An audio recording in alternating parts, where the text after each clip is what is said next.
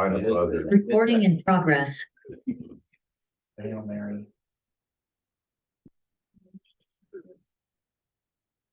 Good morning, Don. Good morning, guys. Patience.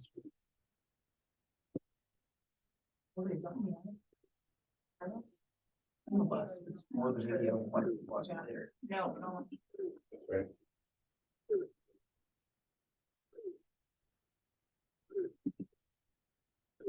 All right, I'm back. I have my procedure a week from tomorrow. So I've got to make it through that. And then that's got to work, which is not a guarantee. So, Is it a guarantee you're gonna have it now? well, yes, it's scheduled. You Oh. said that you had to meet some criteria and you get to be able to. That's not, I don't think I misspoke if I did. I am, your breathing had to be enough or something like that. I think No. you said. That was 2 weeks ago, so. who knows? So anyway, prayer that goes flawlessly and works.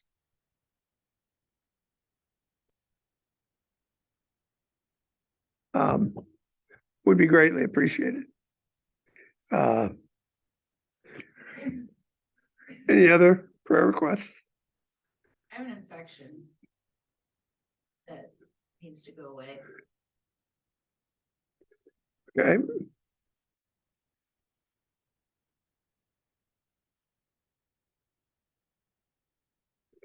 All right. Julie, would you pray for us, please? Heavenly Father, thank you so much for everyone who's here today. I just pray that you will put the word in our heart. Do something about what you know. You did it, Josh. Father, I would pray for Silence now. So, you faded at the end. I didn't hear the end. sorry, I said amen. Okay, So did I, just in case. so.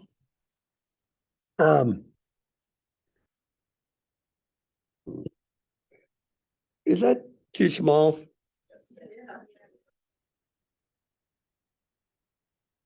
Can see it just fine. Right back here. Is that too small?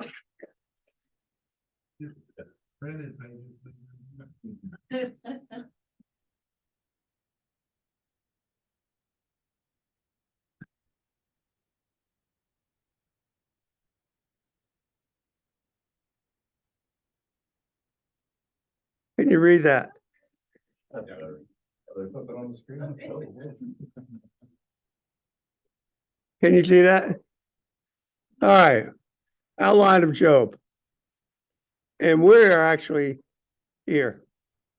But the 3 cycles. Job will speak, then Eliphaz, then Job, then Bildad. And then the third friend is Zophar. That's cycle 1, cycle 2, and cycle 3. But where Zophar's speech is, you get this thing, which we're going to look at. Not introduced by anybody. So it's part of Job's speech. Okay. Yes. What?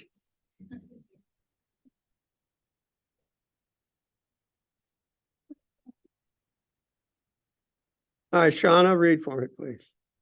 Surely there is a mine for silver in the place of gold that they refine. Iron is taken out of the earth and copper is smelted from the ore.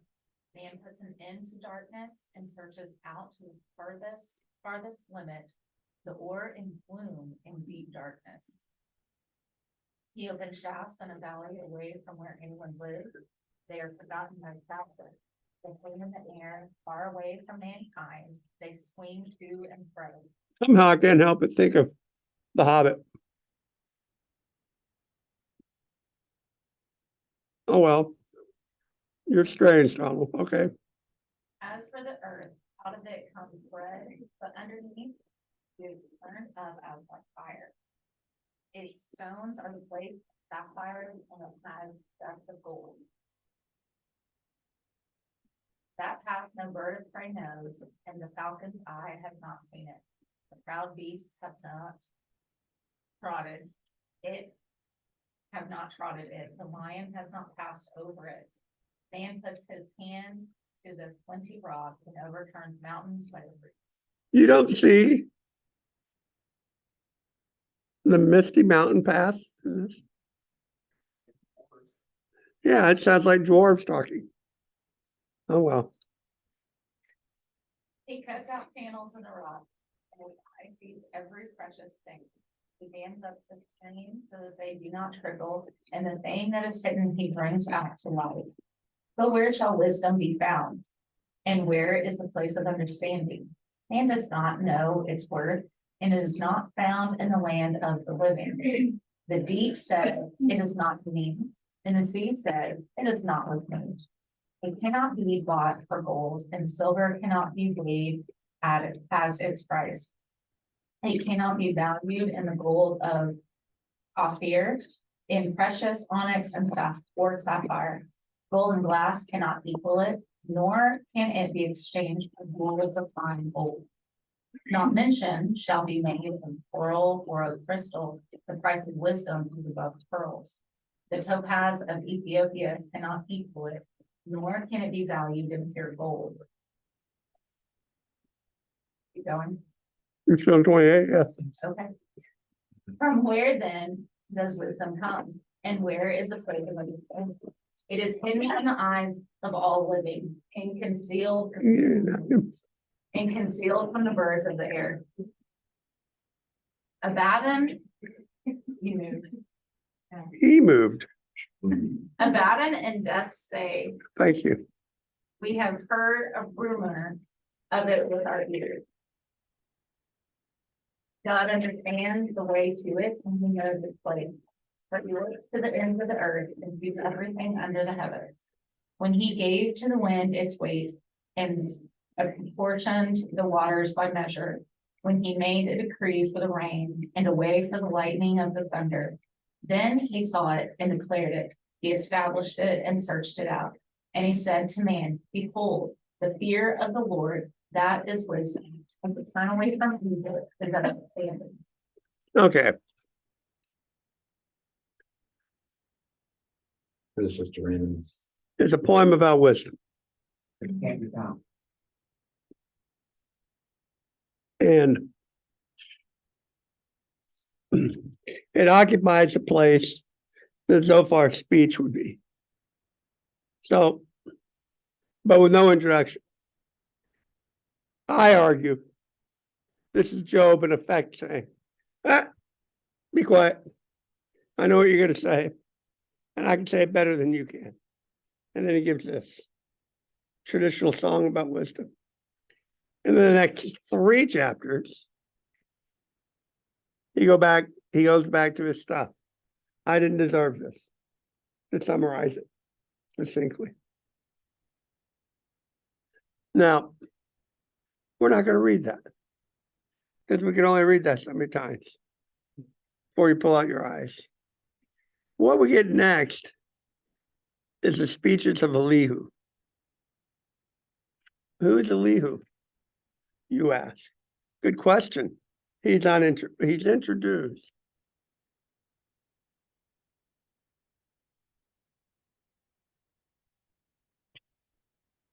Well, we'll just read it. Julie, read this for me. So these 3 men ceased to answer Job, because he was righteous in his own eyes. Pause. Who's speaking? What do we know about the narrator? Always truthful. Wait, what did he just say? Job was righteous in his own eyes. That doesn't strike me as a positive event.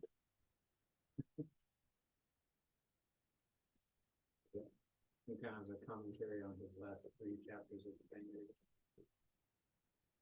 I don't know. Other than, So would this imply that he's not righteous then? well, he's full of himself, is what I read here. And maybe rightly so, but still. this raises the ire of this guy. Julie,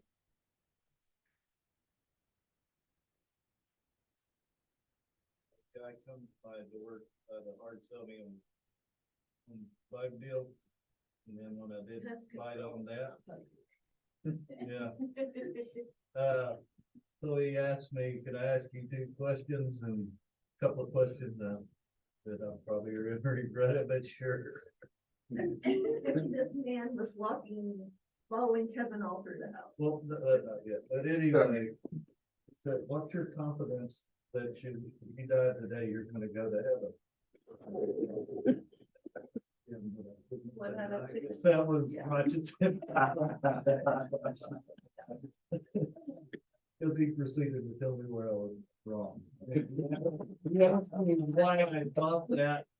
It was like my Orlando experience. what was he? Was he a particular religious group? Pest control. The Church of First Pest Control. Sorry. So, and he asked me why, and I gave my answer, and he didn't tell me that's where I was wrong. He never asked you about bugs? No, about, why do I think I think I could answer the bug question better. Obviously. Wow. I wonder what his sales record is. Yeah. Well, he didn't, after he, wasn't gonna bite on the bug thing, no pun intended. He started in on that. So that's his backup plan? Bottle of water, and Kevin walks to the grocery Well, store to get it, and the guy's like following Kevin all through the house. So I asked him to come in out of the heat. I thought he was saying that the goal. Followed me to the garage. Picking up in the living room. Wow. You have an interesting life. All right, Julie, you were reading. Elihu. The Bezite, how do I say that? Bezite? Was Elihu, Barachel, the Buzite. Family of Ram. Burned with anger. Oh, he's angry. So he just woke up. I'm serious. Okay. We don't know. This happened in on the conversation. We don't know. Okay. By the way, I do see a knock goes there with that guy. Okay, knock, knock. Who's there? The lead. Elihu. You'll never read General Thing again. He might never read it again. Yeah. Now look at Elihu's reason for being angry. I don't think it is. Burned with anger at Job because he justified himself rather than God. And the narrator is agreeing. Huh. Huh. Okay. He burned with anger also at Job's 3 friends because they had found no answer, although they had declared Job to be in the wrong. Now, Elihu had waited to speak to Job because they were older than he. And when Elihu saw that there was no answer in the mouth of these 3 men, he burned with anger. Is he saying he was younger than all the other people that talked? Which is why I hadn't spoken heretofore. But we don't know anything about him. Except he's the son of Barachel, and he's from Booz. Wherever Booz is.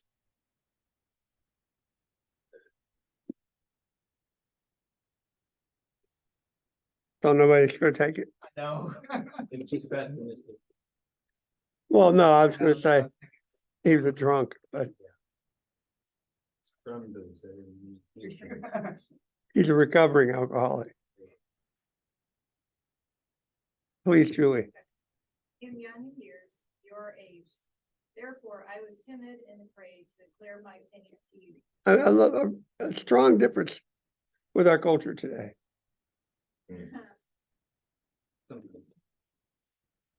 That's true. I said, let days speak and many years teach wisdom. But it is the spirit in man, the breath of the Almighty, that makes him understand. It is not the old who are wise, nor the age to understand what is right. Therefore I say, listen to me, let me also declare my opinion. In other words, just because you're old doesn't mean you're wise. This bug guy was a lot younger than me too, so I think he was taking that approach. Okay.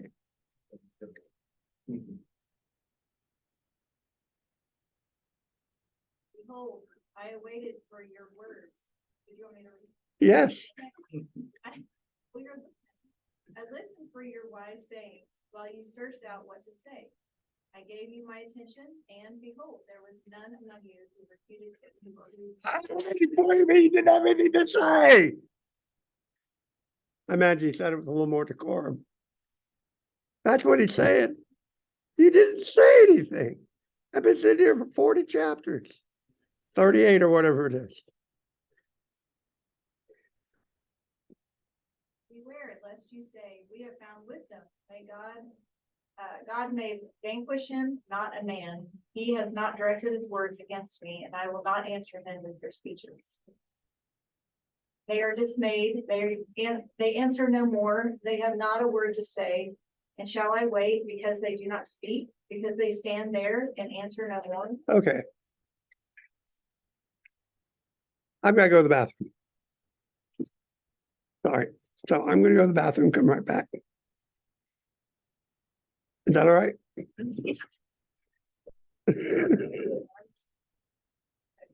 Was reading into that. I was too. Like, It was like, say that? what? I just need to go right over there.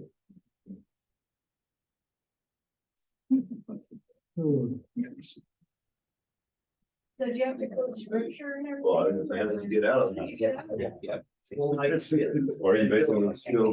basically still willing to know? He didn't tell me, just my answer was wrong. Arrogant. I said, well,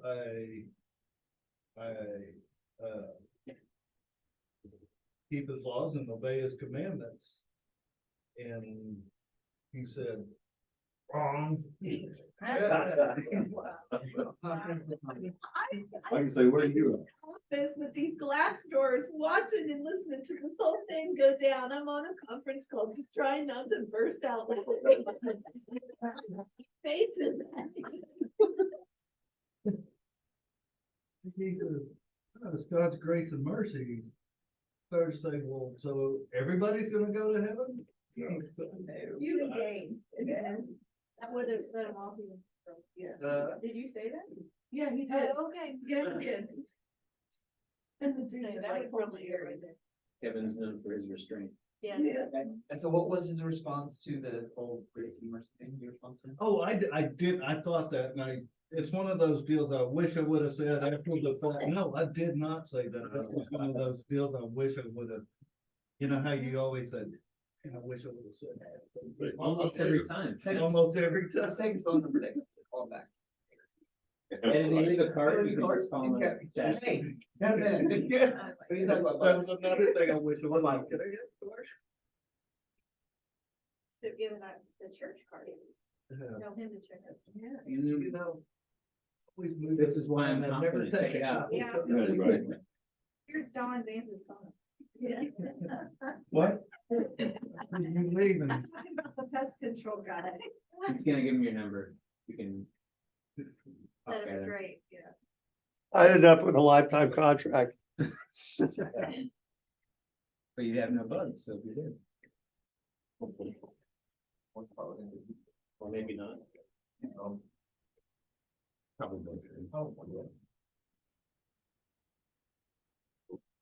16. Shall I wait because they do not speak? Because they stand there and answer no more?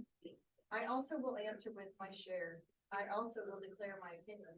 For I am full of words. The spirit within me strains me. Behold, my belly is like wine that has no regret, like new wineskins ready to burst. I must speak that I may find relief. I have to put that in my classroom. I must open my lips and answer. I will not show partiality to any man or use flattery to any person. Sounds like it's true. For I do not know how to flatter, else my maker would soon take me away. 22 verses. Just setting up that he's gonna speak. He hasn't said anything. That's in line with the other guys. That sounds like Been this taught as from the well. building on the road. Yeah. All right. Jeff, But now hear my speech, O Job, and listen to all of my words. Behold, I open my mouth, the tongue in my mouth speaks. My words declare the uprightness of my heart, and what my lips know, they speak sincerely. The Spirit of God has made me, and the breath of the Almighty gives me life. Answer me if you can. Set your words in order before me. Take your stand. And toward God is I stepped off from a big piece of clay. Behold, no fear of me need terrify you. My pressure will not be heavy upon you. Surely in my ears, I have heard the sound of your words. You say, I am pure without transgression. I am clean and there is no inequity in me. Behold, he finds occasions against me. He counts me as his enemy. He puts my feet in the stocks and watches all my paths. Behold, in this you are not right. I will answer you, for God is greater than man. Why do you contend against him, saying he will answer none of man's words? For God speaks in one way, and in two, though man does not perceive it. He's right, isn't he? In a dream, in a vision of the night, when deep sleep falls on men, when they slumber on their bed, then he hears the ears of men and terrifies them with warning, that he may turn man aside from his deed and conceal pride from a man. He keeps back his soul from the pit, his life from perishing by the sword. Man is also rebuked with pain on his bed and with continual strife in his bones, so that his life loathes bread and his appetite for choicest food. His flesh is so wasted away that it cannot be seen, and his bones that were not seen stick out. His soul draws near the pit, and his life to those who bring death. If there be for him an angel, a mediator, one of the thousands, to declare to a man what is right for him, and he is merciful to him and says, deliver him from going down into the pit, I have found a ransom. Let his flesh become fresh with youth. Let him return to the days of his youthful vigor. Then man prays to God and he accepts it. He sees his face with a shout of joy, and he restores to man his righteousness. He sings before men and says, I sinned and perverted what was right, and it was not repaid. He has redeemed my soul from going down into the pit, and my life shall look upon the light. is anybody else cold? What happened? Would you turn it off? It's right there, Tom. Well, we got a thermostat. Kevin will figure it I out. thought you were talking about that, and I was like, smart. Well, Once again. Smart You houses. got me twice. yeah, I think I did. I can just press up the temperature. Are we on what, Jeff? 29. Behold, God does all these things twice, 3 times with a man, to bring back his soul from the pit, that he may be lighted with the light of life. Pay attention, O Job, listen to me. Be silent and I will speak. He's not speaking yet? No, Nope. Good. This is the setup for this thing. Yeah. He's, yep. If you have any words, answer me. Speak, for I desire to justify you. If not, listen to me. Be silent and I will teach you wisdom. Oh, boy. Yeah. That's the cockiness. So he's not said anything. He hasn't said anything new. Didn't feel like it when I was reading it. So we're gonna, I will, spoiler alert, he doesn't say anything new. It's the same vein. He just keeps repeating standard wisdom bromides. Though he will condemn Job. But that's right in the middle.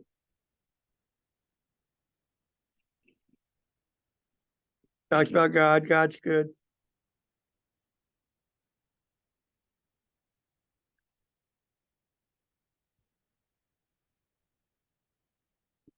All right.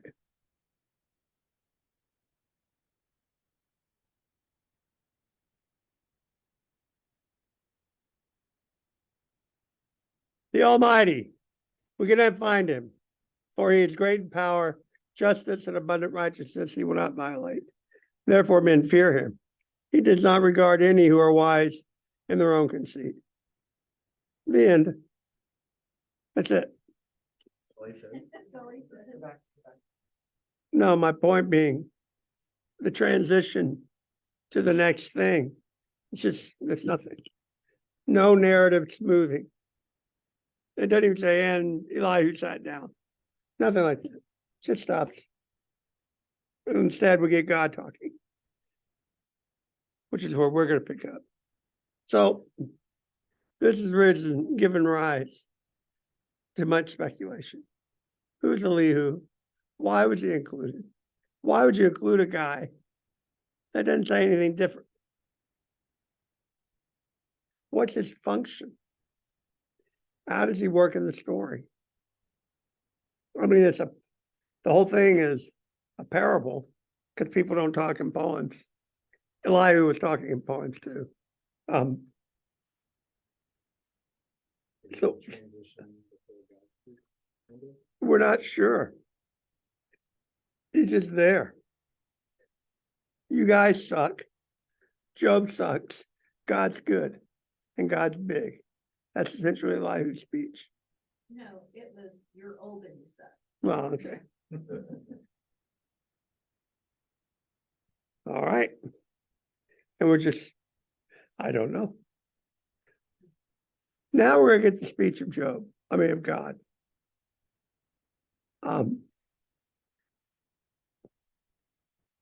Daniel. Then the Lord answered Job out of the whirlwind and said, Okay, pause. Out of the what? What's a whirlwind?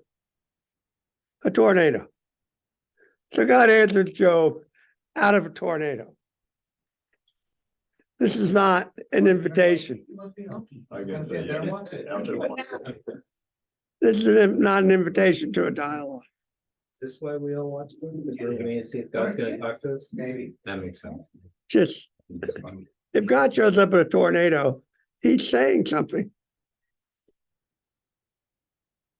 Lawn chairs. What? Get your lawn chairs. In Denver, we had 5 tornadoes. And one afternoon, they were all, and I was out back grilling. I was looking at them. Yeah, that's what you do. Oh, wow. They weren't near me. Then I was in Tulsa, listening to the radio, driving, and I'm coming south at the intersection of 41st and Yale. So I'm going down Yale. The radio, tornadoes just touched down at 41st and Yale. We all pulled over and jumped out and went, there's no tornado. Got back in the car and went on. You're just seeing if you're listening. Read. The tornado spoke. Who is this that darkens counsel by words without knowledge? Wow. Who's talking? God, So what do we know about God? he knows everything. He's always truthful and he knows everything. Oh, wow. Job, you ignorant slut. Does anybody recognize that? Thank you. Crossfire? Never mind. That's what he just did. Keep going. Dress for action like a man, I will question you, and you make it known to me. Where were you when I laid the foundation of the earth? Tell me if you have understanding. Who determined its measurements? Surely you know. Okay, so God is going to rebuke or rebut Job. In his first speech, which is 38 and 39, he's going to do it by means of creation. That's pretty good stuff. Where were you when I was doing all this? Essentially what he's saying. But let's read it. Who determined its measurements? Or who stretched the line upon it? On what were its bases sunk, or who laid its cornerstone? When the morning stars sang together, and all the sons of God shouted for joy. Or who shut in the sea with doors when it burst out from the womb? When I made clouds its garment, and thick darkness its swaddling band, and prescribed limits for it, and set bars and doors, and said, thus far shall you come, and no farther, and here shall your proud waves be stayed. Have you commanded the morning since your days began, and caused the dawn to know its place, that it might take hold of the skirts of the earth, and the wicked be shaken out of it? It is changed like clay under the seal, and its features stand out like a garment. From the wicked their light is withheld, and their uplifted arm is broken. Have you entered into the springs of the sea, or walked in the recesses of the deep?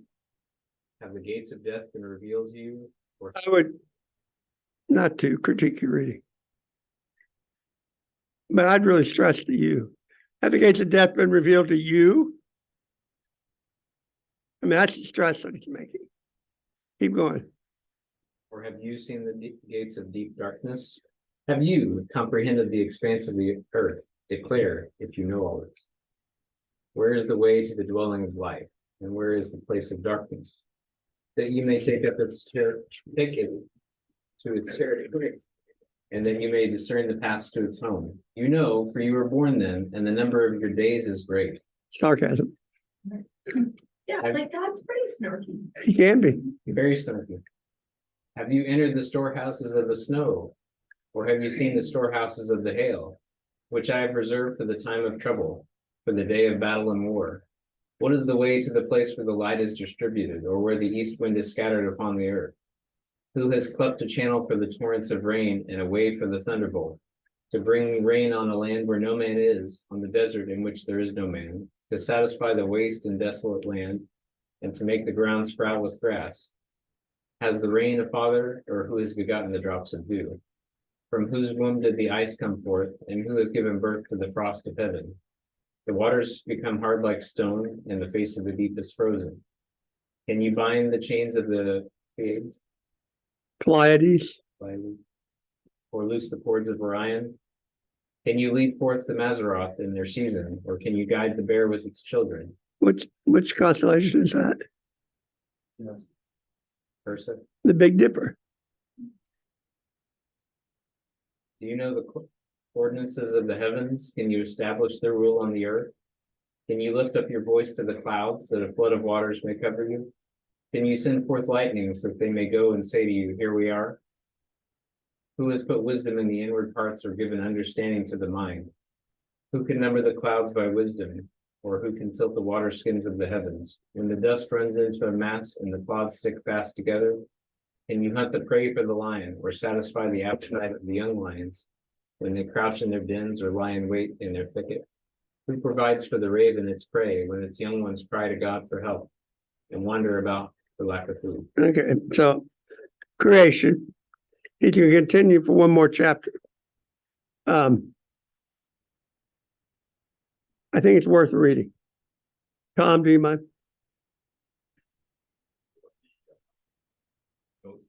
Is it too small?